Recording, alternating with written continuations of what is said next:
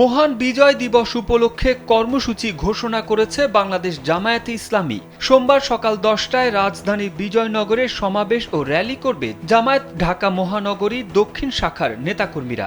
সমাবেশে দলের কেন্দ্রীয় নির্বাহী পরিষদ সদস্য ও ঢাকা মহানগর দক্ষিণের আমির মোহাম্মদ নুরুল ইসলাম বুলবুল সভাপতিত্ব করবেন। প্রধান অতিথি হিসেবে থাকবেন জামায়াতের আমির ডাক্তার শফিকুর রহমান।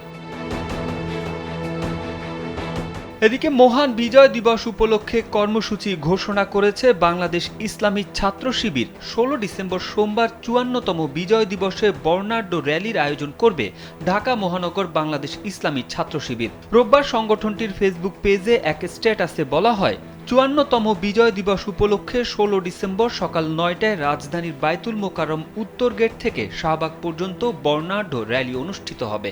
এলো ভিশন মুশকিল আসান অফার। যে কোনো ব্র্যান্ডের পুরনো ফ্রিজ নিয়ে চলে আসুন ভিশন শোরুমে আর নিয়ে যান নতুন ভিশন ফ্রিজ 20% পর্যন্ত ছাড়। এর আগে শুক্রবার সিলেট মহানগরীর সরকারি আলিয়া মাদ্রাসা মাঠে কর্মী সম্মেলনে প্রধান অতিথির বক্তব্যে জামায়াতে ইসলামীর আমির ডাক্তার শফিকুর রহমান বলেন, আমরা চাঁদাবাজি দুর্নীতি করব না, কাউকে করতেও দিব না।